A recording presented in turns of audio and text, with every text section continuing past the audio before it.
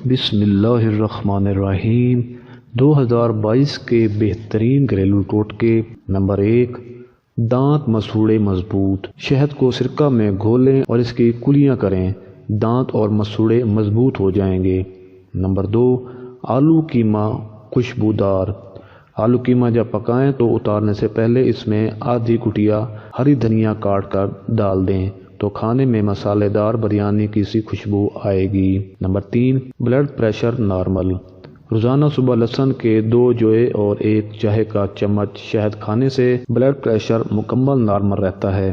Number 4، روٹی نرم پھولی۔ جب آٹا گوندیں تو نمک اور پانی کے ساتھ 2 کھانے کے چمچ کوکنگ آئل پانی میں شامل کر کے آٹا گوندیے، روٹی نرم ہوگی اور پھولے گی بھی۔ نمبر 5، چونٹیاں دور کرنا۔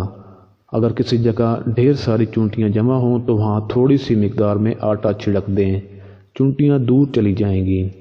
نمبر 6، ٹماٹر لیموں محفوظ کریں۔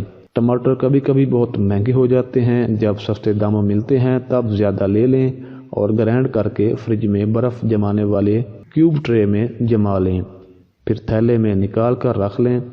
بعد میں جتنا استعمال کرنا ہو کیوب کی شکل میں ڈال دیں، تازہ ٹماٹر کا ذائقہ ملے گا۔ لیموں سستے ہوں تو انہیں بھی آپ اسی طرح فریز کر کے استعمال کر سکتی ہیں۔ نمبر 7، آلو کالے نہ ہوں۔ بچوں کے لیے گھر میں بنائے جانے والے چپس کے آلو کاٹنے کے بعد اگر ان کو تھوڑی سی پھٹکڑی ملے پانی میں ڈال کر دھویا جائے تو پھر چپس سفید رہیں گی، آلو کالے نہیں ہوں گے۔